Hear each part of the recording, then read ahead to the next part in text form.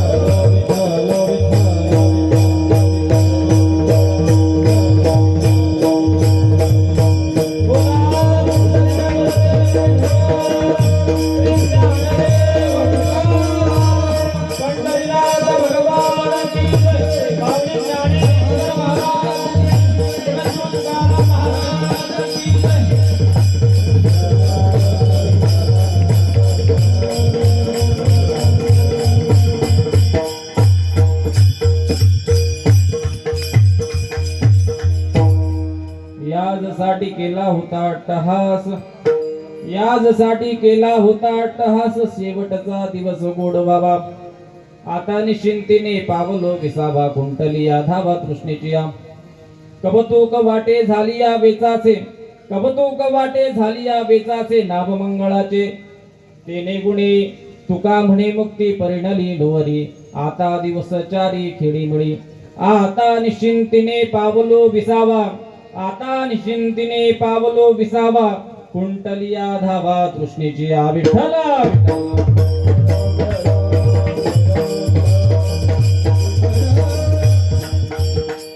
महायोग पीठे तटे भीमरथ्यावरं पुंडरीकाय दातुं मुनीन्द्रे समागत्य तिष्ठन्तमानन्द कंदं परब्रह्मलिंगं भजे पांडुरंगं.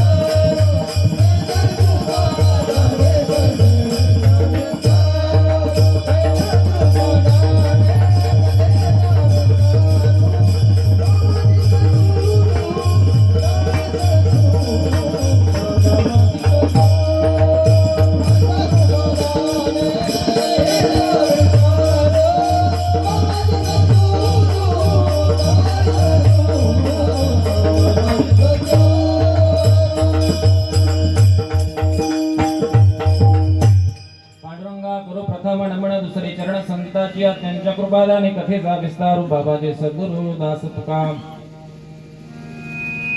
ओम नमो ज्ञानेश्वरा करुणा करा या दयाळा तुमचा अनुग्रह लाभलो पावन झालो चराचरी मी तया कळा कुसरी काही जनेने बोलतो वचने अति भाविका. एका जनार्दने तुमचा दास त्याची आस पूर्वावी विठ्ठल विठ्ठल विठ्ठल.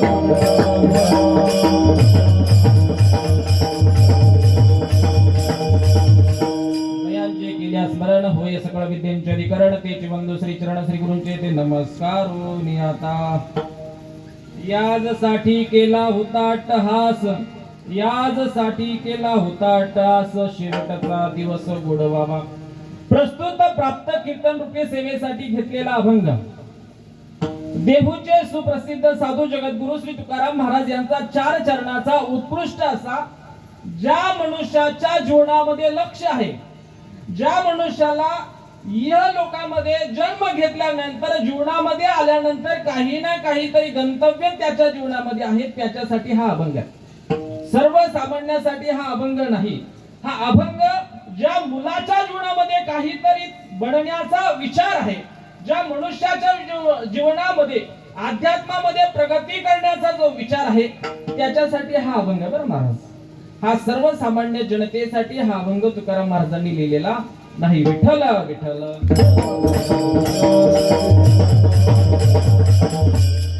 अभंगाला सुरुवात करण्यापूर्वी द्यावायचा परिहार तो असा. कसं असतंय का, कीर्तन आहे म्हणजे काही ना काहीतरी कार्य नियोजन आहे, काहीतरी कार्य प्रयोजन आहे, काहीतरी कार्य प्रधान असल्यामुळे कुठल्या तरी कार्याची निर्मिती होत असते.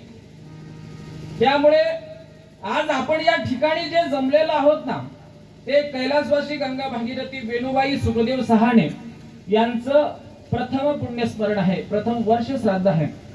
आणि त्यांच्या मागे त्यांचा खूप मोठा असा परिवार आहे. इवलेसे रोप लावियेले द्वारी त्याचा वेलू गेला गगनावरी. कारण त्या माऊलीनं ह्या कुटुंबाला सर्वांना एकत्रित ठेवलं. ज्यावेळी मुलांच्या आईचं छत्र मुलांच्या डोक्यावरनं गेलं महाराज, मातृदेव भव पितृदेव भव आचार्य देव भव आणि अतिथी देव भव, त्यावेळेस त्या आजीनं आपल्या या सर्व मुलांना नातवांना सांभाळलं, त्या सर्वांना एकत्र ठेवलं. म्हणून हा सर्व म्हणजे याजसाठी केला होता अट्टहास शेवटचा दिवस गोड व्हावा, हा त्यांचा असा मोठा परिवार आहे. त्यामध्ये श्री मुरलीधर सुखदेव सहाणे, श्री हरिभाऊ मुरलीधर सहाणे, श्री गोरक्षनाथ मुरलीधर सहाणे, श्री शुभम अण्णासाहेब सहाणे, त्यांची मुलं चिरंजीव भूषण हरिभाऊ सहाणे, चिरंजीव ओम हरिभाऊ सहाणे, चिरंजीव आदित्य गोरक्षनाथ सहाणे, सो शालिनी दादासाहेब गव्हाणे आणि चिरंजीव रुद्र शुभम सहाणे, असा त्यांचा एकंदरीत परिवार आहे महाराज. विठ्ठल विठ्ठल विठ्ठल. याजसाठी केला होता अट्टहास शेवटचा दिवस गोड व्हावा. आता निश्चिंतेने पावलो विसावा, कुंटलिया धावा तृष्णेची विठ्ठल विठ्ठल. काय असतं, आपण सर्वजण वर्ष श्राद्धाच्या निमित्ताने या ठिकाणी जमलेलो आहोत, बरोबर. शास्त्रानं आपल्याला 4 पुरुषार्थ सांगितलेले आहे: धर्म, अर्थ, काम आणि मोक्ष. आता कालच धर्माचे पालन करणे पाखंड खंडने या अभंगावरती मणेगाव मध्ये कालच मी बोलून आलोय. त्यामुळे धर्मावरती आज बोलायचं नियोजन नाही, किंबहुना तो आज या ठिकाणी प्रसंगही नाही. पण जे 4 पुरुषार्थ सांगितलेले आहेत त्याच्यामध्ये पहिला धर्म आहे, दुसरा अर्थ आहे आणि तिसरा काम आहे. दुसरा कुठला आहे महाराज? अर्थ. मग अर्थ कशासाठी? अर्थ या कारणासाठी का तुम्ही आम्ही सर्व प्रापंचिक लोक आहोत. कसे आहोत? प्रापंचिक लोक आहोत. गीतेचा शेवटचा श्लोक संजयाचा आहे आणि त्या संजयाला धृतराष्ट्रानं विचारलं की बाबा त्या रणांगणावरती एवढं सर्व प्रकरण घडलं, कौरव आणि पांडवांचं युद्ध त्या ठिकाणी होणार आहे, तर या युद्धामध्ये कोण विजयी होईल? आणि त्यावेळेस ते संजय सांगतात की यत्र योगेश्वरो कृष्ण यत्र पार्थो धनुर्धरा तत्र श्री विजय भूती ध्रुवा नीतिर्मतिर्मम. ते सांगतात की बाबा ज्या ठिकाणी भगवान श्रीकृष्ण आहे. यत्र योगेश्वर कृष्ण, योगेश्वर हा शब्द आला बर का. यत्र पार्थो धनुर्धरा, आणि दुसरा जो आलाय तो पार्थ धनुर्धर असा शब्द आलाय. दोन शब्द अतिशय महत्वाचे. त्या दोन गोष्टी आपल्याकडे असल्याने काय होणार आहे. तुम्ही म्हणणार महाराज तुम्ही हे खूप आध्यात्मिक सांगतात. आमच्या प्रापंचिक लोकांच्या जीवनामध्ये भगवान श्रीकृष्ण आणि अर्जुन हे दोघेही एकत्र, आम्ही सामान्य लोक आहोत, आमच्या जीवनामध्ये भगवान श्रीकृष्ण कसा येणार आणि धनुर्धर अर्जुन तरी कसा येणार. तर हे दोन्ही शब्द जे या ठिकाणी आलेले आहेत तर या दोघांचा अर्थ एकाचा ज्ञान आहे आणि दुसऱ्याचा कर्म आहे महाराज. ज्या मनुष्याला असं वाटतं की मी माझ्या जीवनामध्ये काहीतरी अंतिम गंतव्य केलं पाहिजे, मी या ठिकाणी येऊन गायन केलं पाहिजे, पखवाद वाजवला पाहिजे, विना घेतला पाहिजे, त्याच्यासाठी सुद्धा आपल्याला दोन गोष्टींची आवश्यकता आहे.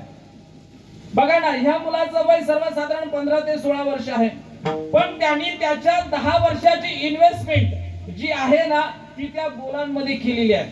म्हणजे इथं गुरुवर्य मारुती महाराज ढमाले महाराज बसलेले आहेत नाही का.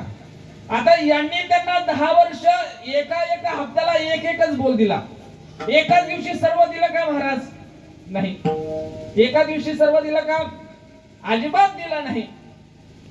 तर प्रत्येक हप्त्याला एक दिवस बोल दिला. एक दिवस त्याने 6 दिवस वाजवला. 7व्या दिवशी गुरूंच्या समोर जाऊन बसला. गुरु हा संत कोळीचा राजा, गुरु हा प्राण विसावा माझा, गुरु बिना देव नाही तुझा पाहता त्रैलोकी. अशी श्रद्धा त्या मुलाच्या जीवनामध्ये नाही. हे झालं त्याचं ज्ञान. पण ज्ञान कशाने आलं? गुरुच्या कृपेनं. असं झालं का महाराज? नाही. गुरुच्या कृपेनं त्याला ज्ञान मिळालं, पण त्याला त्या ज्ञानाचा अहंकार झाला का? नाही झाला. म्हणून तर तो या ठिकाणी बसला का नाही. अति रूपेण वैसिता, अति गर्वेण रावणा, अति दानान बलिर्बोधो, अति सर्वत्र वर्ज्य. रावणाकडे काय कमी होतं? रामाकडे संपत्ती होती. रावणाला त्रिजगतामध्ये नवे त्रैलोक्यामध्ये मान होता, कारण 9 ग्रह त्याच्याकडे कामाला होती का नाही. एवढं सर्व असताना सुद्धा काही नाही हो. या सर्वांचा त्याला थोडासा काय झाला? अहंकार झाला नाही का. अति रूपेण वैसिता, अति गर्वेण रावणा, अति दानान बलिर्बोधो, अति सर्वत्र वर्जित. या प्रत्येकाच्या ठिकाणी सीतेचा काहीच दोष नव्हता, पण तिला थोडासा सौंदर्याचा अहंकार झाला. रावणाचा काही दोष नव्हता, पण थोडासा पराक्रमाचा अहंकार झाला. बलीकडे देखील दातृत्व होतं, दाणी होता, पण त्या ज्ञानाचा सुद्धा त्याला अहंकार झाला. विठ्ठल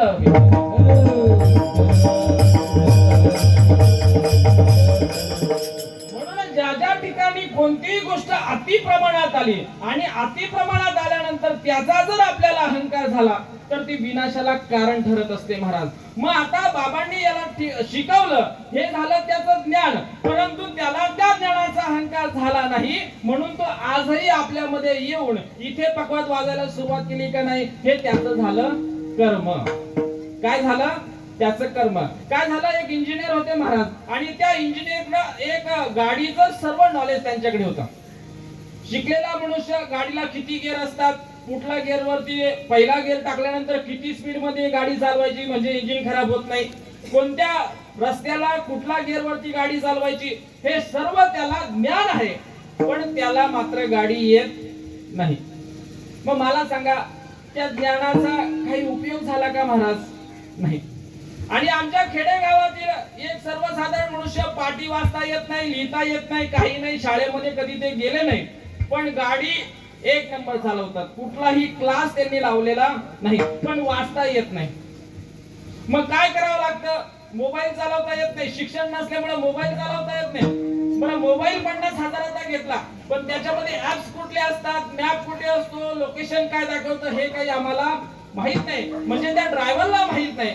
पण गाडी खूप सुंदर चालवता येते, एवढं असून सुद्धा प्रत्येक रस्त्याला एका माणसाला विचारावं लागतं, महाराज शिर्डीला जायचा रस्ता कुठून येऊ? मग मला सांगा, त्याच्याकडे कर्म उत्तम आहे पण ज्ञान नाही. बरोबर? या दोन्ही गोष्टी, ज्याच्याकडे ज्ञान आणि ज्याच्याकडे कर्म, या दोन गोष्टी म्हणजे भगवान श्रीकृष्ण आणि अर्जुन, हे दोन जर एकत्र आले तर आम्हाला काय भेटणार आहे माहितीये का?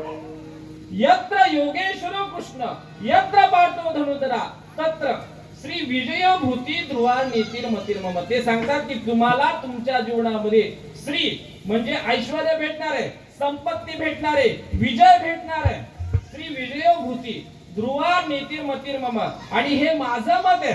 आम्ही तुम्ही सर्व या संसारामध्ये आल्यानंतर आम्हाला समाजाकडनं मान असावा लागतो. आम्हाला समाजामध्ये राहण्यासाठी संपत्तीची गरज आहे, आम्हाला धनाची अपेक्षा आहे. पण हे सर्व गोष्टी जर ते दोन एकत्र असतील तरच आणि तरच आपल्याला भेटतील. विठ्ठल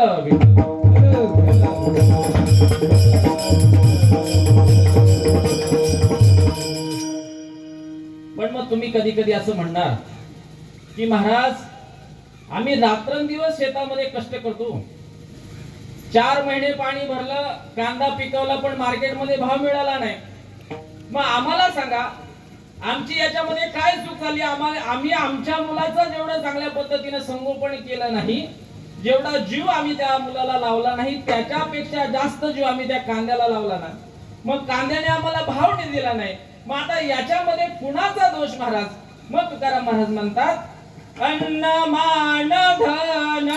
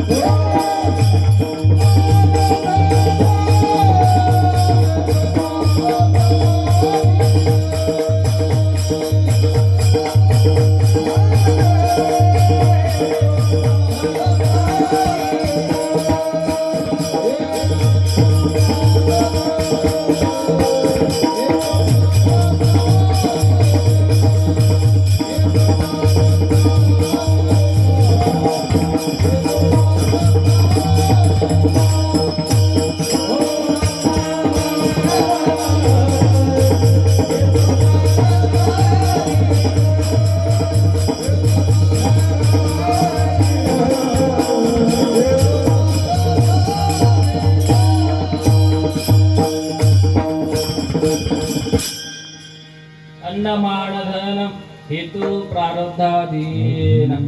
त्यांनी सांगितलं महाराज तुम्ही कितीही कष्ट केले असले तरी सुद्धा तुमच्या प्रारब्धामध्ये जितकं धन आहे, जितकं अन्न आहे, ते सर्व तुम्हाला प्राप्त होणार आहे. काही काही माणसाकडे खूप प्रमाणामध्ये संपत्ती असते महाराज. साखर कारखान्याचा मालक आहे पण त्याला डायबिटीस आहे. साखर नाही का त्याच्याकडे? आहे ना, पण तो खाऊ शकतो का महाराज? नाही. संपत्ती आहे पण त्याचा उपभोग घेता येतो का? सर्व संपत्ती कमवली, सर्व जीवन म्हणजे मस्त बंगला वगैरे बांधला, गाडी वगैरे घेतली आणि दुसऱ्या दिवशी पॅरालिसिसचा अटॅक आला. मग आता मला सांगा त्याला गाडी घेऊन फिरता येणार आहे का? नाही. म्हणून तुकाराम महाराज असं म्हणतात की बाबा तुम्ही ज्या ज्या गोष्टीसाठी संसारामध्ये झटत आहेत ना ते सर्व तुमच्या प्रारब्धाच्या अधीन आहे.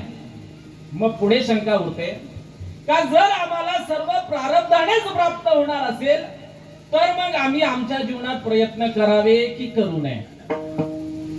काय असतं की आजकालचे कीर्तनकार एक गोष्ट प्रकर्षाने सांगतात, संसार दुःख मुळ चौकडे इंगळ, विश्रांती नाही कोठे रात्रंदिवस तळमळ. नाही बाबा, संसारामध्ये खूप सुख म्हणजे सुख नावाचा प्रकार नाही. का नाही? दुःख बांधवडी आहे हा संसार, सुखाचा विचार नाही कुठे. पैशाला काही किंमत नाही, कितीही पैसा कमवला पण तुम्ही 1 रुपया घेऊन जाणार नाही. कीर्तनकार हे ओरडून ओरडून सांगतो पण जाताना 40,000चं पाकिट घेऊन जातो का नाही? विठ्ठल विठ्ठल.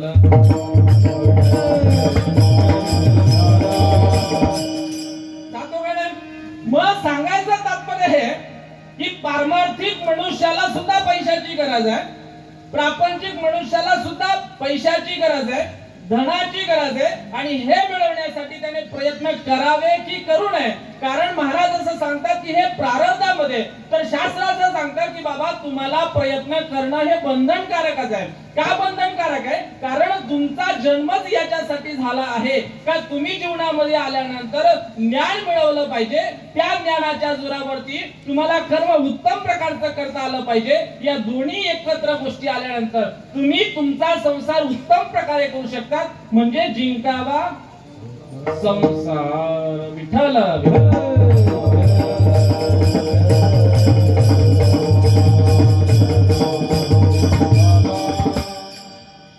संसार करत असताना लागणाऱ्या सर्व गोष्टी आपल्याला प्राप्त करण्यासाठी प्रयत्न करावेच लागतील. व्यवसाय निवृत्त फळ देत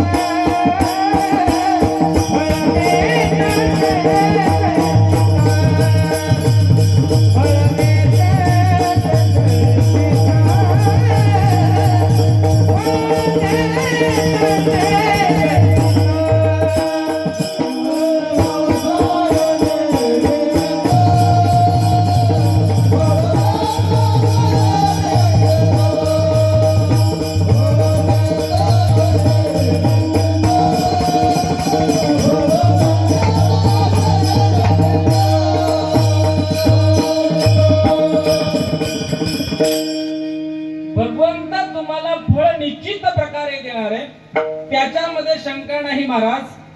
पण हे जे फळ आहे ना बर का महाराज, हे मिळत असताना सुद्धा भगवंत तुम्हाला कर्माच्या खाली त्यांनी अंडरलाईन केलेली आहे बर का. हे फळ तुम्हाला नक्की मिळेल, परंतु तुम्हाला त्या फळाची जी निर्मिती होणार आहे ती तुमच्या कर्मावरती आधारित आहे. कशावरती? कर्मावरती आधारित आहे. कर्मावर ह्या कारणासाठी आधारित आहे का शास्त्राने अनेक प्रकारचे मार्ग सांगितले महाराज. आणि आपली जी भगवत गीता आहे, आपला नवे नवे जो काही धर्म आहे तो गीतेच्या तत्वज्ञानावरती आधारित आहे. आणि गीतेचं तत्वज्ञान हे कर्मप्रधान असल्या कारणानं मनुष्यानं त्याची कर्म अतिशय प्रामाणिकपणे करावे. कारण कर्माने कोणाला सोडलेलं नाही, कर्माने कोणाला सोडलेलं नाही. आपला जो अभंग आहे तो अभंग सुद्धा कर्मावर आधारित आहे. का आधारित आहे? कारण तुम्ही सर्वजण तुमच्या आयुष्यामध्ये शेवटच्या दिवसापर्यंत जी कर्म करणार त्याच्यावरती तुमचा शेवटचा दिवस अवलंबून आहे. विठ्ठल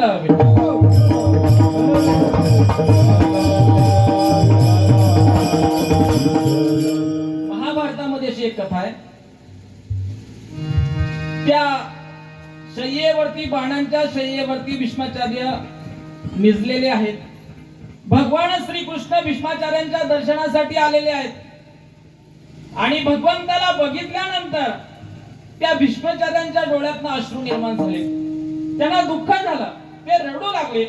भीष्माचार्यांनी देवाकडे बघितलं. आवडे हे रूप गुजिरे सगुण पाहता लोचन सुखावले. आता दृष्टी पुढे ऐसा चितूर आहे जो मी तुझं पाहे पांडुरंग. हे देवा, हे भगवंता, मला तुला एकच प्रश्न विचारायचा आहे.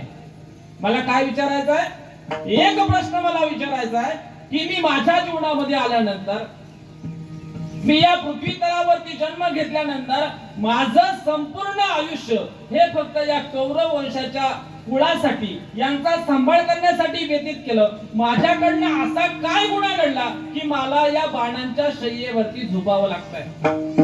ते सांगतात बघा ना, ज्यावेळेस शंतनू राजा होता आणि शंतनू राजा त्या गंगेच्या किनाऱ्यावरनं फिरत होता महाराज. आणि फिरता फिरता गंगेला बघितलं. आणि गंगेला बघितल्यानंतर शंतनू राजानं गंगेला विवाहाचा प्रस्ताव टाकला. आणि प्रस्ताव टाकल्यानंतर तिने सांगितलं, महाराज मी तुमच्याशी लग्न करायला तयार आहे, पण माझी एक अट आहे.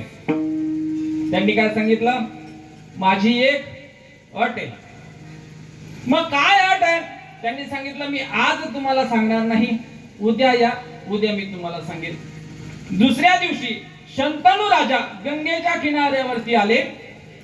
गंगा उपस्थित झाली आणि गंगेनं शंतनू राजाला सांगितलं की महाराज, मी या हस्तिनापूरची पट्टराणी होण्यासाठी तयार आहे.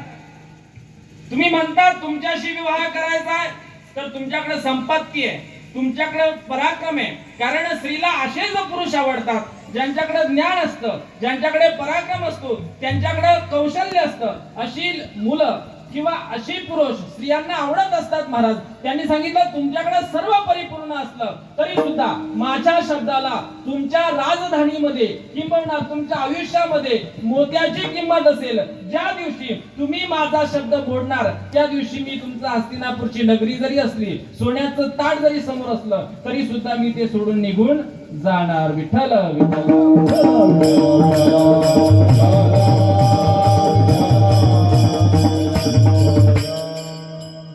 कोकिलाना स्वरूपम स्त्रीना रूपम पतिव्रता विद्या रूपम कुरूपाणा क्षमा रूपम तपस्विनाम. बघा, कोकिळा आणि कावळा या दोघांमध्ये काही अंतर आहे का? नाही. दिसायला ते दोघीही सारखेच आहे, पण ज्या वेळेस ते गायन करतात ना, गायन, त्यावेळेस आपल्याला कळतं की कावळा कुठला आणि कोकिळा कुठली. कोकिलाना स्वरूपम स्त्रीना रूपम पतिव्रता. स्त्रीचं सौंदर्य कशामध्ये आहे? तिचं तिच्या पतीवरती असणाऱ्या प्रेमावरती, तिच्या पातिव्रत्यावरती तिचं सौंदर्य अवलंबून आहे का नाही? मग आता गंगेनं सांगितलं महाराज, मी तुमच्यासोबत विवाह करायला तयार आहे, माझी हरकत नाही. पण ज्या दिवशी माझा शब्द तुम्ही मोडणार त्या दिवशी मी मात्र तुमचा संसार सोडून निघून येणार. आणि आजच्या कलियुगाची हीच परिस्थिती आहे का ज्या दिवशी आपण बायकोचा शब्द मोडतो त्यावेळेस बायको माहेरी निघून जाते. विठ्ठल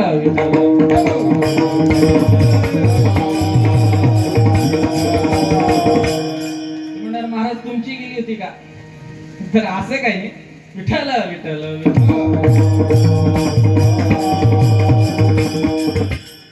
आता हे मोठ्या मोठ्यांच्या घरातले, आपल्या घरातले का महाराज? मला सांगा ना, सीतेची काय चुकी होती हो? सीता तर पतिव्रता होती का नाही? काय चूक होती? काहीच चूक नव्हती.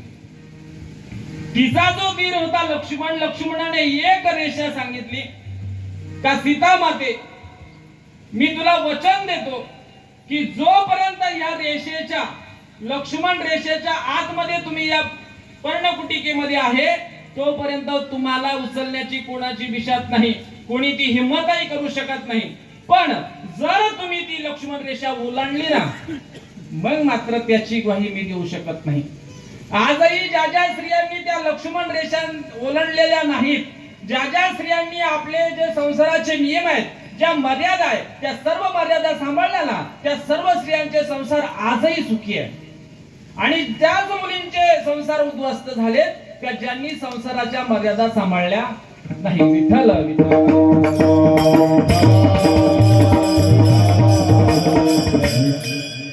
मग आता शंतनू राजाला तिने सांगितलं महाराज, काही झालं तर एक गोष्ट लक्षात ठेवा की माझा शब्द कधी तुम्ही मोडायचा नाही. मोडला तर मग मी तुम्हाला नोटीस पाठवल्याशिवाय मी काही थांबणार नाही. शंतनू राजाने मान्य केला.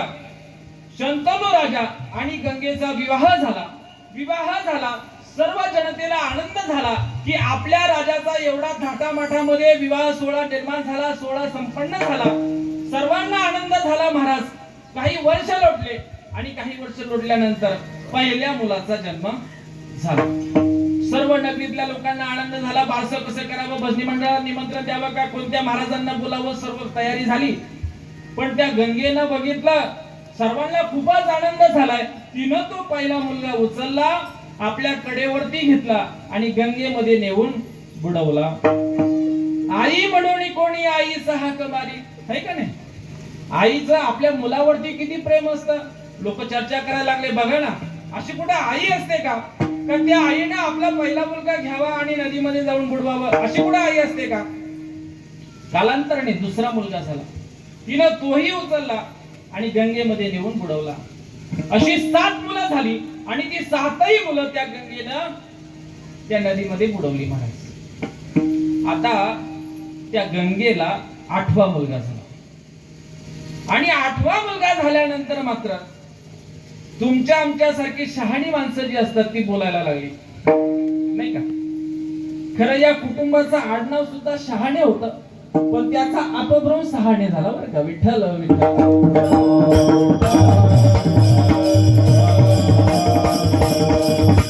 याचं कारण असं आहे की ह्या कुटुंबातली सर्व माणसं आतापर्यंत मला जी भेटली ती सर्व ज्ञानाने संपन्न आहे, ते सर्व संपत्तीने संपन्न आहे, ती सर्व संस्काराने सुद्धा संपन्न आहे. विठ्ठल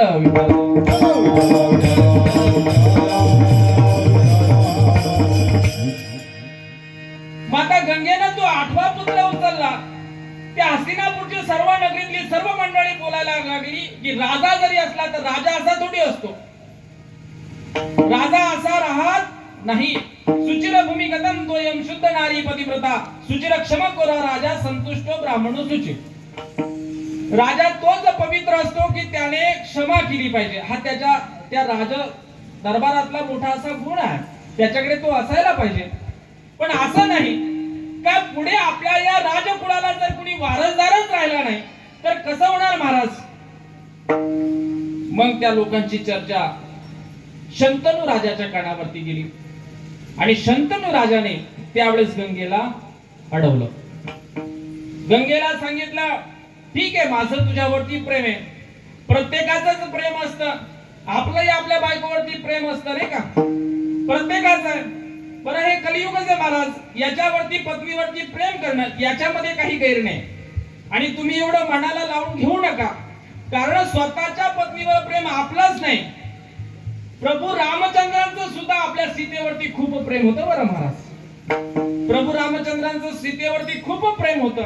काय झालं, थोडासा दृष्टांत सांगूनच जातो. गंमत अशी झाली महाराज, रावणानं सीतेला पळवून नेलं आणि पळून नेल्यानंतर प्रभू रामचंद्र सीतेच्या शोधामध्ये निघाले. सीतेच्या शोधामध्ये निघाल्यानंतर प्रभू रामचंद्र त्या झाडांना अशी मिठी मारायचे आणि त्या झाडांना विचारायचे का माझी सीता बघितली का. कुणाला विचारायचे महाराज, झाडांना. ते दगडांना विचारायचे, पशु पक्ष्यांना विचारायचे का माझी सीता बघितली का. एवढं प्रेम आहे प्रभू रामचंद्रांचं. तितकं प्रेम तर आपलं आहे का, नाही. जितकं प्रेम आपलं आपल्या पत्नीवरती नाही.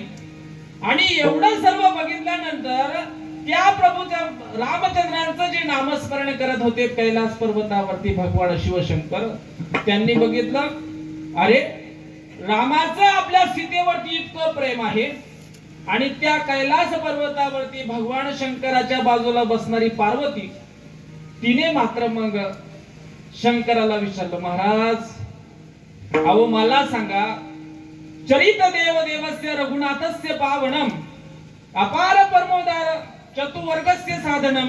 का बाबा, तुमचं जीवन सफल करण्यासाठी रामाचा आदर्श घ्यावा असं तुम्ही सांगतात. जीवन जर श्रेष्ठ करायचं असेल तर कुणाचा आदर्श घेतला पाहिजे, रामाचा आदर्श घेतला पाहिजे. का घेतला पाहिजे, कारण राम हा मर्यादा पुरुषोत्तम आहे. का घेतला पाहिजे, कारण रामाने त्याच्या आई वडिलांचा शब्द पाळलेला आहे. तुमच्या दृष्टिकोनातून, संसाराच्या लौकिक दृष्टिकोनातून आपण असं म्हणतो की जरी वडिलांनी आपल्याबद्दल, आई वडिलांनी आपल्याबद्दल एखादा निर्णय घेतला असेल तरी सुद्धा आपण आपल्या कल्याणाचं भाग म्हणून तो सल्ला खरंच बरोबर आहे का नाही हे बघितलं पाहिजे, बरोबर का नाही. पण मला सांगा, तुमच्या सर्वांच्या दृष्टिकोनातून किंवा संसारिक पद्धतीच्या दृष्टिकोनातून कैकेयीने रामासोबत घेतलेला जो निर्णय तो प्रत्येकाला चुकीचा वाटतो का नाही, आहे का नाही. प्रत्येकाला चुकीचा वाटतो. कारण अशी कुठं आई असती का ती आपल्या मुलाला वनवासाला पाठवते. पण तुम्हाला सांगू का, गुरु आणि वडील किंवा आई ह्या तिघांनी त्या विद्यार्थ्याबद्दल, मुलाबद्दल घेतलेला निर्णय कदाचित आज चुकीचा वाटत असेल पण तो त्याच्या कल्याणासाठी कारणीभूत असतो. विठ्ठल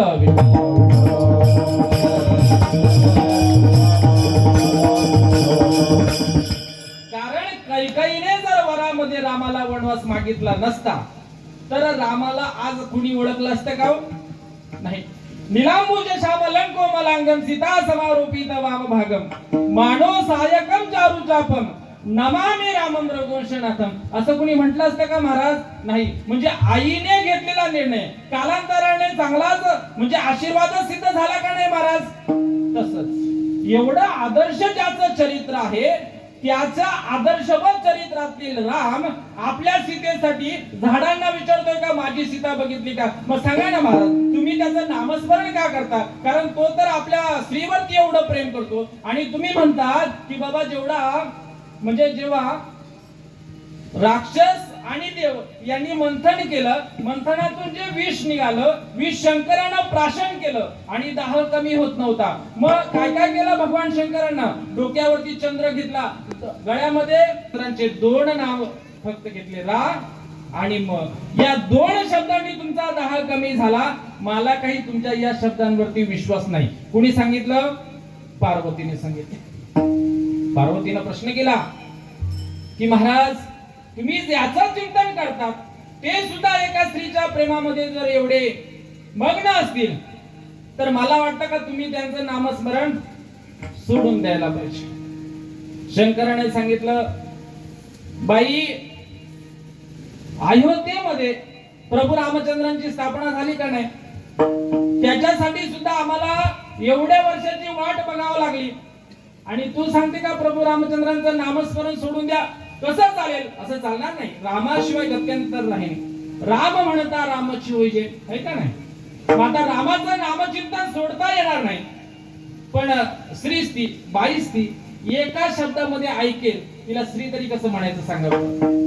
अनेक उदाहरणांना पटवून द्यावं लागतं नाही का? अनेक उदाहरणं सांगावं लागतात. भगवान शंकराने सांगितलं की बाबा तू प्रभू रामचंद्रांच्या चरित्रावरती चारित्र्यावरती तू शंका घेऊ नकोस, कारण ते प्रभू रामचंद्र आहे आणि सीता ही आदी माया आहे, तरी तू जाऊ नको. तिने सांगितलं नाही, मी परीक्षा घेतल्याशिवाय काही थांबणार नाही. तिने हुबेहूब सीतेचं रूप धारण केलं आणि त्या प्रभू रामचंद्र सीतेचा शोध घेत असताना एका झाडाला प्रश्न करत होते का माझी सीता बघितली का? तिथे स्वतः सीतेच्या स्वरूपामध्ये पार्वती माता आली. सर्व मंगल्य मांगल्ये शिवे सर्वार्थ साधिके शरण्ये त्र्यंबके गौरी नारायणे नमोस्तुते. पार्वती माता सीतेच्या स्वरूपामध्ये आली. प्रभू रामचंद्राने बघितलं आणि प्रभू रामचंद्राने हात जोडले आणि सांगितलं, हे आई एवढे कष्ट करायचेच कशाला? कारण हा जो सर्व चरित्र व्यवहार आहे हा लौकिकासाठी आहे.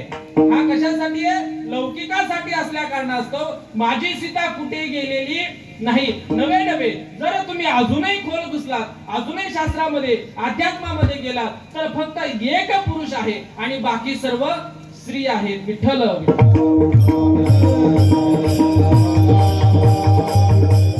म्हणून रामाची परीक्षा बघण्यासाठी आलेली ती श्रीरामवरदायिनी तुळजा भवानी माता. आजही आपण दर्शनाला जातो का नाही? म्हणूनच प्रभू रामचंद्र आणि सीता आणि त्या तुळजा भवानी मातेची भेट त्या ठिकाणी झाली का सीतेच्या स्वरूपामध्ये आलेली ती तुळजा भवानी माता आजही त्या ठिकाणी आहे. मग असं प्रेम आपल्या पत्नीवरती असल्यामुळे त्या हस्तिनापूरच्या शंतनू राजाला आता समजेन आपण काय केलं पाहिजे, बर का महाराज?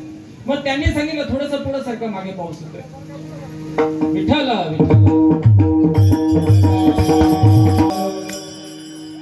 इतक्या पत्नीला आपण काय उत्तर दिलं पाहिजे? विठ्ठल विठ्ठल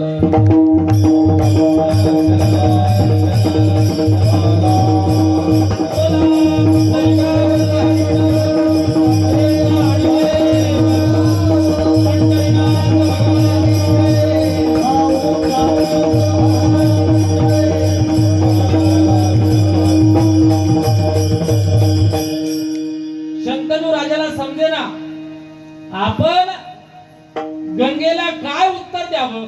पण लोक तर आपल्याबद्दल बोलतात आणि शहाणी माणसं जी असतात ती सर्व सारासार विचार करून निर्णय घेत असतात महाराज. आणि मग शंतनू राजाला प्रश्न पडला, पण त्यांनी विचार केला, काही झालं जितका मुलगा गंगेचा आहे तितकाच मुलगा तो माझा पण आहे. त्याचा प्राण वाचवणं हे माझं काम आहे, माझं कर्तव्य आहे. आई वडिलांचं आपल्या मुलाबद्दल काय कर्तव्य असायला पाहिजे? आपण आपल्या मुलांना उच्च शिक्षण दिलं पाहिजे, त्यांना सुशिक्षित केलं पाहिजे.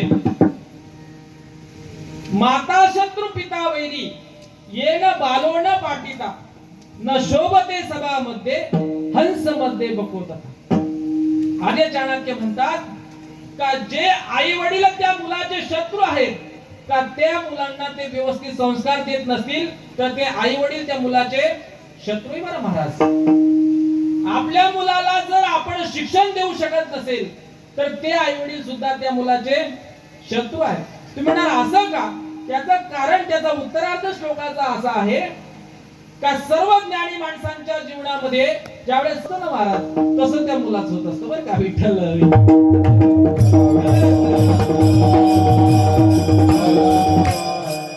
म्हणजे सर्व विद्वान एकत्र येतात त्यावेळेस त्या मुलाकडे ज्ञान नसल्यामुळे बोलता येत नाही. म्हणून शास्त्र असं सांगतं की आपण आपल्या मुलांना उच्च शिक्षण दिलेलं पाहिजे. त्या मुलांना शिक्षणावरती आपण भर दिला पाहिजे. कारण आजच्या जीवनामध्ये जर काही त्याला त्याच्या जीवनामध्ये मिळवायचं असेल तर त्याला शिक्षणाशिवाय दुसरा पर्याय नाही. विठ्ठल. शंतनू राजाने विचार केला की जितका त्या गंगेचा मुलगा आहे तितका माझा आहे, मी सुद्धा त्याला वाचवलं पाहिजे. मग त्याने गंगेला सांगितलं की आजपर्यंत तुझा प्रत्येक शब्द मी ऐकला, पण आता मात्र मी तुझा शब्द ऐकू शकत नाही. त्यांनी सांगितलं महाराज काय झालं? यांनी सांगितलं काही नाही, आतापर्यंत तू 7 मुलांना त्या पाण्यामध्ये बुडवलं, आता हा 8वा पुत्र तू मला दे. त्याचं नाव देवव्रत महाराज. त्याचं नाव काय? देवव्रत. मग गंगेने ठरल्याप्रमाणे शंतनू राजाला सांगितलं बघा, आतापर्यंत मी तुम्हाला एकही शब्द तुम्ही माझा मोडला नाही, पण आपण जे काही कोर्ट मॅरेज केलं होतं त्याच्यामध्ये एक अंडरलाईन लिहून दिले होतं ना, रजिस्टर केलं होतं ना आपण, त्या रजिस्टर मध्ये एक लाईन आपण अशी लिहिली होती का ज्या दिवशी तुम्ही माझा शब्द मोडणार त्या दिवशी मी इथून निघून जाणार. कराराप्रमाणे आज तुम्ही माझा शब्द मोडला तर मी या हस्तिनापूर नगरीचा, या संसाराचा त्याग करते. विठ्ठल.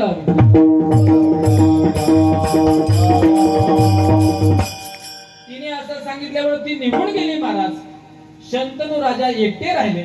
देवव्रत नावाचा मुलगा, 8वा मुलगा शंतनू राजाचा, तो कालांतराने मोठा झाला आणि मोठा झाल्यानंतर परत त्याचं लग्न करावं असं वाटलं. पण त्यावेळेस सत्यवती नावाची जी मुलगी बघितली गेली, तिचा विवाह शंतनू राजासोबत होणार असं समजलं. पण सत्यवतीचे जे वडील होते त्या वडिलांनी सांगितलं असं चालत नाही, आम्ही तुमच्या वडिलांना मुलगी देऊ शकत नाही.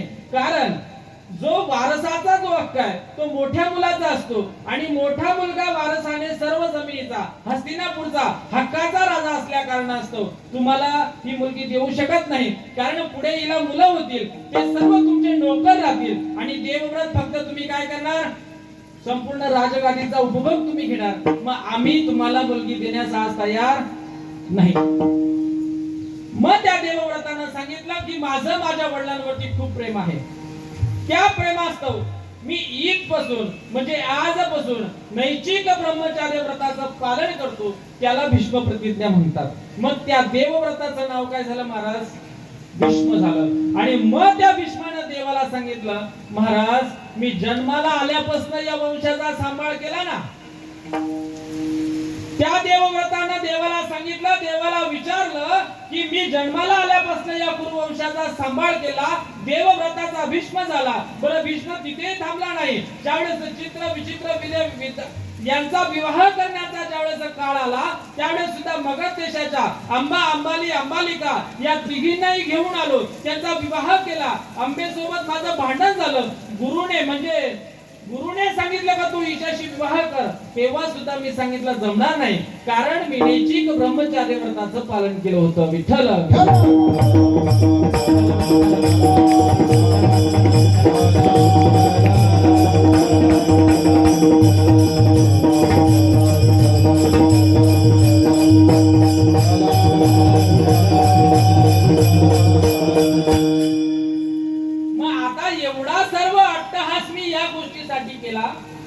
तर मग तरी सुद्धा माझ्या जीवनामध्ये एवढं दुःख का महाराज? या कारणाचं उत्तर मला मिळत नाही. मग तुम्ही मला सांगा की हा सर्व अट्टहास जर मी एका कारणासाठी करत होतो का, मी जन्माला आल्यापासून या कुरुवंशाचा सांभाळ केला आणि कुरुवंशाचा सांभाळ करून सुद्धा जर माझ्या जीवनामध्ये असं दुःख निर्माण होणार असेल तर हा अट्टहास कशासाठी महाराज सांगा ना. त्यांनी सांगितलं महाराज याच्या मागे एकच कारण आहे. तुम्ही प्रमाण दिलं होतं, आठवतं? याच्या मागे एकच कारण आहे का बाबा, तुमच्याकडनं कर्मामध्ये काही ना काहीतरी चूक झाली असेल, त्या चुकीशिवाय मी कोणाला शिक्षा देत नाही. त्यांनी सांगितलं काय चूक झाली? काही नाही. मग देवानं त्या भीष्माचार्यांचे जन्म बघायला सुरुवात केली. भीष्माचार्यांचे जन्म बघायला सुरुवात केली आणि सुरुवात केल्यानंतर भीष्माचार्यांनी सांगितलं बघा, या जन्मामध्ये तुमचा संसारामध्ये इतकं मळ गुंतलेलं आहे का या जन्मामध्ये मात्र तुमच्याकडनं कुठल्याही प्रकारचा अपराध घडला नाही. असं मागचा जन्म बघितला गेला, असे अनेक जन्म बघितले गेले. 72व्या जन्मामध्ये भीष्माचार्य एका जंगलामध्ये महाराज, हातामध्ये धनुष्यबाण होता आणि धनुष्यबाण असल्या कारणामुळे काय झालं, त्या नगरीमधनं, त्या जंगलामधनं एका राजाचा रथ चालला होता. राजाचा रथ ज्या रस्त्याने चालला होता त्याच रस्त्यावरती एक सरडा पडलेला होता. काय होता? त्या 72व्या जन्मातल्या भीष्माचार्यांचं लक्ष गेलं आणि लक्ष गेल्यामुळं त्यांनी बघितलं की अरे, आपल्याकडे जो पराक्रमी, आपल्याकडे जी विद्या आहे त्या विद्येचा समाज कल्याणासाठी आपण उपयोग केला पाहिजे. बरोबर का नाही? आपल्याला सुंदर गायन येत असेल तर ते गायन आपण लोकांसाठी केलं पाहिजे, देवासाठी केलं पाहिजे. नाही खूप मोठे गायक आहे पण देवाचं भजन म्हणता येत नाही, काय उपयोग आहे का? हिंदी पिक्चरचे गाणे तुम्ही खूप सुरेल म्हणू शकता आणि आपलं कर्तव्य आपण त्या सरड्याचा प्राण वाचवला पाहिजे. मग त्यांनी काय केलं, हातामध्ये धनुष्य घेतला, राजाचा रथ येत होता, त्या रथाच्या समोर सरडा पडलेला होता, सरडा चालत होता महाराज. आणि मग त्यांनी विचार केला की जर रथ याच वेगाने आला आणि सरडा जर तिथेच थांबून राहिला तर मात्र तो सरडा त्या रथाच्या चाकाखाली सापडेल आणि तो गतप्राण होईल. आपलं काम आहे का आपण त्या सरडाचे प्राण वाचवले पाहिजे. मग काय करावं? काही नाही, धनुष्याला बाण लावला गेला. बाण लावून त्या सरड्याच्या दिशेने तो बाण सोडला गेला. तो सरडा त्या धनुष्याच्या बाणावरती पडला आणि तो त्या ठिकाणी वाचला. मग भीष्माचार्यांनी देवाला विचारलं, महाराज मग याच्यामध्ये पाप झालं का पुण्य झालं? माझा हेतू काय होता? त्याचा जीव वाचावा, त्याचा प्राण वाचावा. बरोबर का नाही? याच्यामध्ये जर मी पुण्याच्या हेतूने कर्म केलं होतं तरी देखील मला पाप का घडलं? जसं तुम्ही आम्ही सिग्नल वरती थांबल्यानंतर भिकारी येतात की नाही आणि ते आपल्याकडे दान मागतात की नाही? एक एक पैसा द्यावं धर्माला,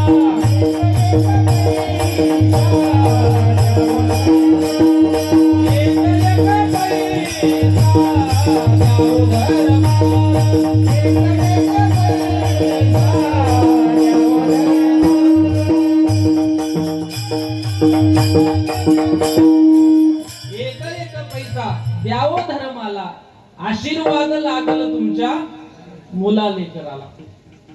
मग आपण काय करतो, सिग्नल वरती आपल्याकडे भिकारी येतो, त्याचे फाटलेले कपडे, मग आपल्याला दया येते, मग आपण एक 10 रुपयाची नोट काढतो, त्या भिकाऱ्याला देतो. तो भिकारी काय करतो माहितीये का, 5 जणांचे 10-10 रुपये गोळा करतो आणि एखाद्या अड्ड्यावरती जातो, चपटी घेतो, कोपऱ्यात जाऊन बसतो.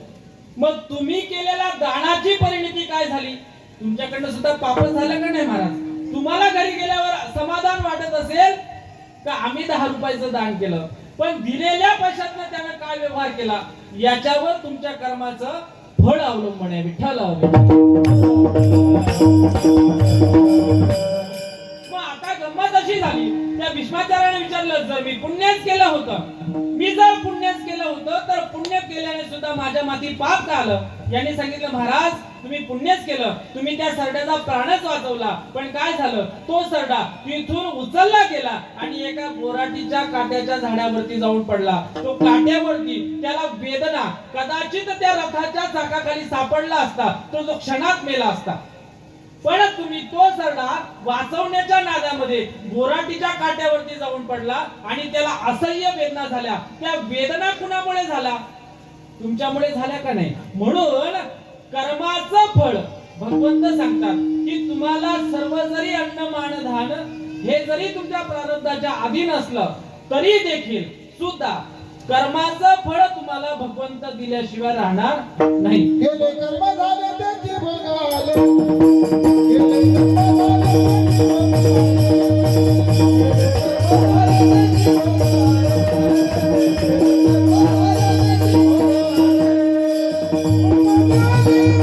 आणि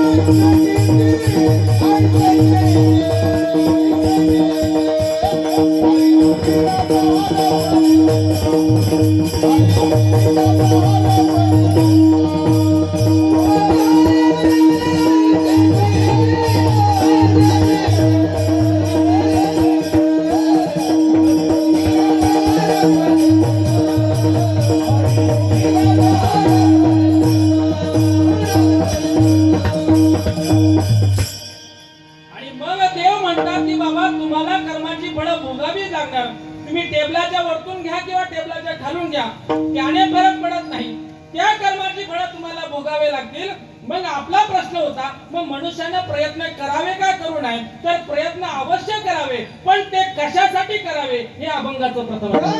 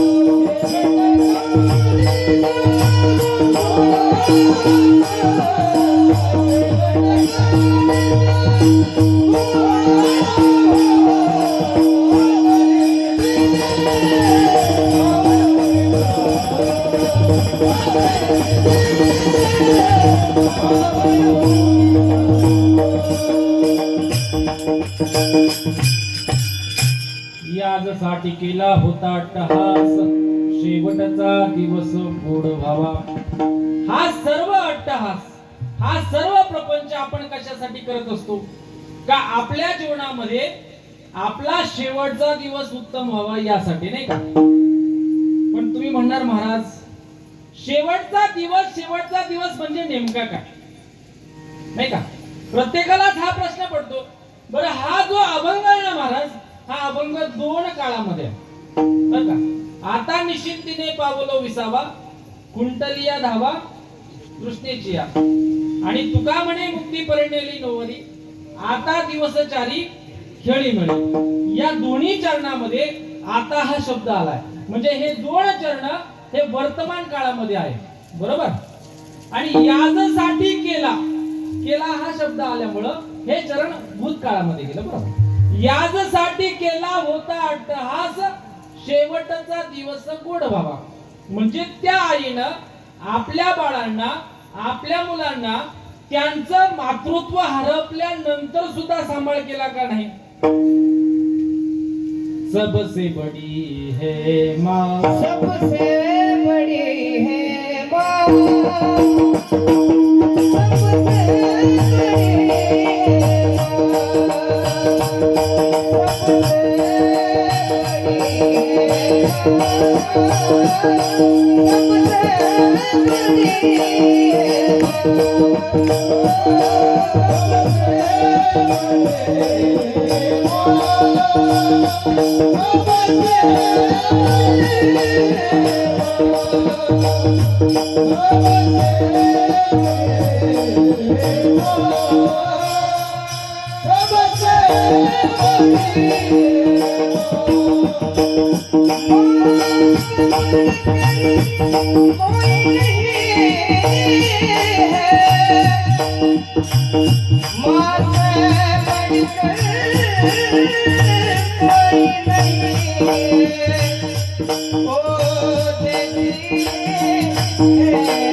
है दुआ ओ देती है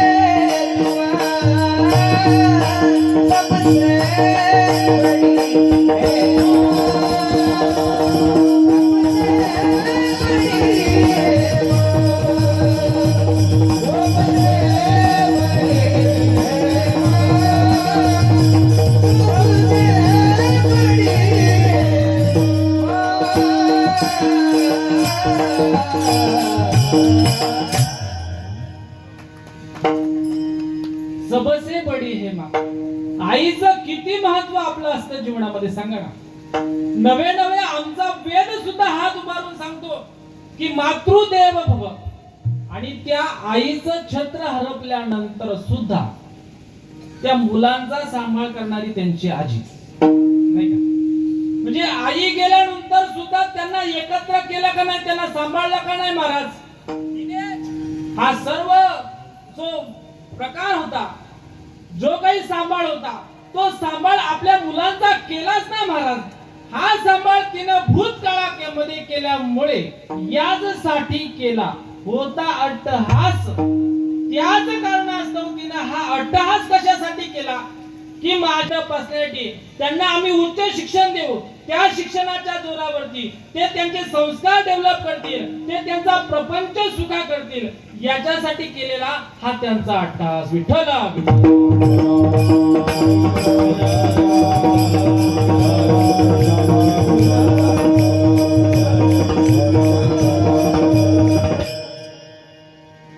ज्यावेळेस वाळवंटामध्ये म्हणजे हे उपर्ण बांधायचं कारण ते बरं महाराज, आपलं फक्त उपरणच सुटलं म्हणजे भगवंताला आपली सेवा मान्य आहे बरं का.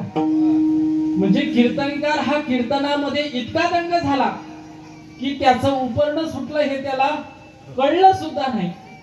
इतकंच भगवंताचं भजन नामदेव महाराज करत होते. आणि नामदेवाचं सुद्धा कीर्तन करता करता काय सुटलं महाराज, नाचता देवाचा गळा पिता.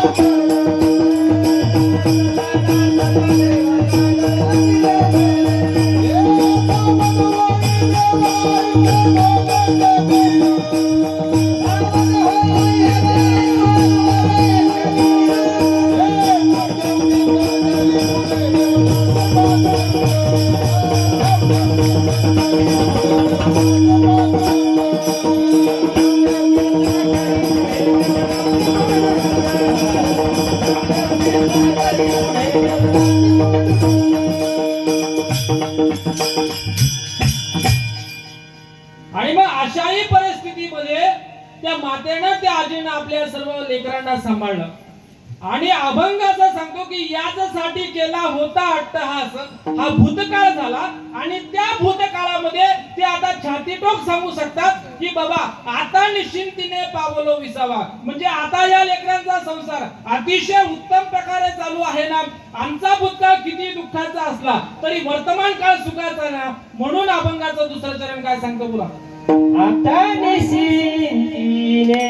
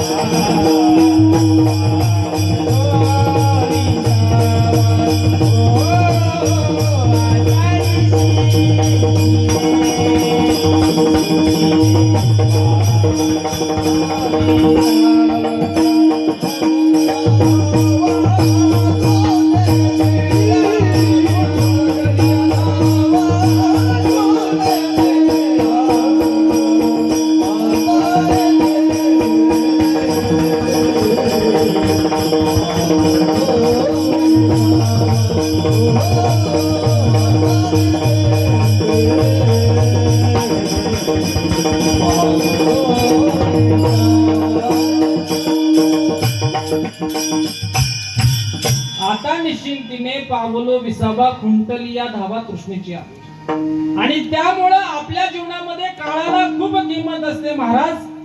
ज्यांचा आणि बरं हा भूतकाळ एवढा महत्वाचा काळ आहे का तो नेहमी मनुष्याला दुःखच देतो बरं. ज्याचा भूतकाळ सुखात गेला असेल तरी सुद्धा त्याला दुःखच आहे. ज्याचा भूतकाळ सुखात गेला असेल तरी सुद्धा त्याला दुःखच आहे महाराज. दोन मित्र एकत्र भेटले आणि आता सध्या त्या मित्राची परिस्थिती अतिशय खूप चांगली संपन्न अशा अवस्थेमध्ये असणारा तो मित्र त्याच्या दुसऱ्या मित्राला सांगतो, महाराज का आमचा जो भूतकाळ होता ना तो अतिशय दुःखात होता. आम्ही खूप गरिबी बघितलेली आहे, पण आज जे काही आमच्याकडे उपलब्ध आहे, आज आमचा समाजामध्ये राबत आहे, आमचा स्वाभिमान जागा झाला आहे, आमच्याकडे संपत्ती आहे, पण आमचा भूतकाळ मात्र कसा होता, दुःखाचा होता. म्हणजे कुणाचाही भूतकाळ जो असेल तो शेवटी दुःखाचाच असतो.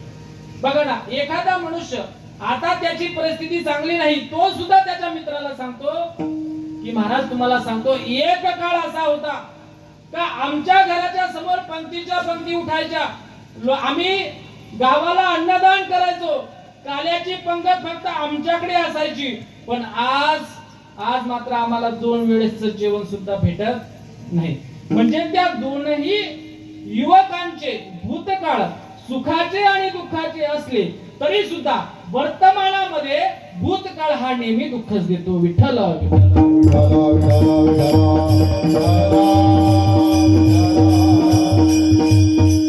मग प्रश्न असा की जर भूतकाळ दुःखाचा देतो तर आम्ही आमचं जीवन कोणत्या काळात जगायला पाहिजे, तर आम्ही आमचं जीवन हे वर्तमान काळामध्ये जगणं आवश्यक आहे. वर्तमान काळामध्ये जगणं का आवश्यक आहे, तर भगवंतानं आपल्या ह्या आयुष्याचा रिचार्ज असा मारलाय का तो कोणत्या दिवशी संपेल हे मात्र कुणाला सांगता येणार नाही. क्षणभंगुर नाही बरबसा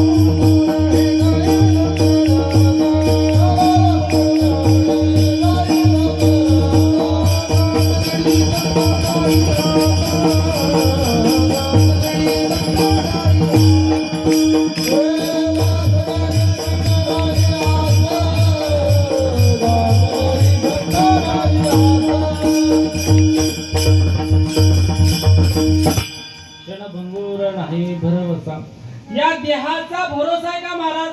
नाही. तुमच्या खिशामध्ये प्रत्येकाचा मोबाईल आहे का नाही? मोबाईल 28 दिवस संपले रिचार्ज का तुम्हाला मेसेज येतो, फोनच लागत नाही. पहिली गोष्ट, दुसऱ्याला आपल्याला जर फोन करायचा असेल तर लागतो का महाराज? नाही. का लागत नाही? कारण त्याचा रिचार्ज संपला ना, रिचार्जची व्हॅलिडिटी संपली का नाही. तशी ह्या मोबाईलची सुद्धा व्हॅलिडिटी फिक्स आहे.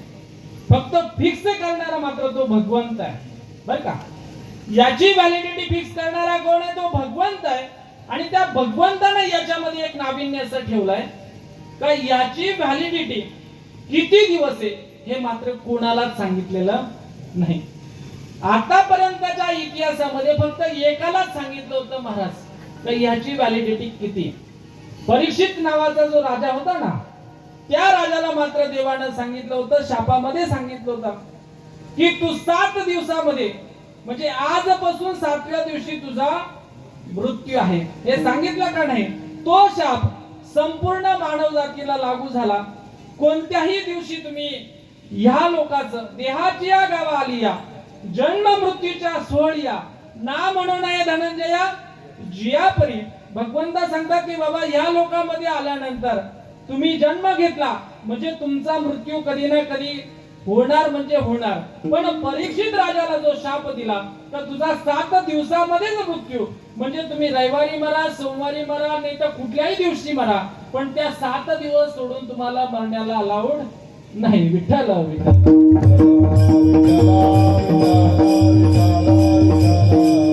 सांगायचं तात्पर्य आहे का वर्तमानामध्ये जीवन जगावं, वर्तमानामध्ये यासाठी जीवन जगावं. जो मनुष्य वर्तमान उत्तम पद्धतीने जीवन जगत असतो त्या मनुष्याला वर्तमानाची जाणीव असते, त्याचा भविष्यकाळ चांगला असतो आणि त्या भविष्य काळाच्या जोरावरती त्याला आजपर्यंत घडलेल्या सर्व घटनांचं कौतुक वाटत असतं. हेच अभंगाचं 3रं चरण आहे. कौतुक वाटे झाले यावे जाणे, कौतुक वाटे झाले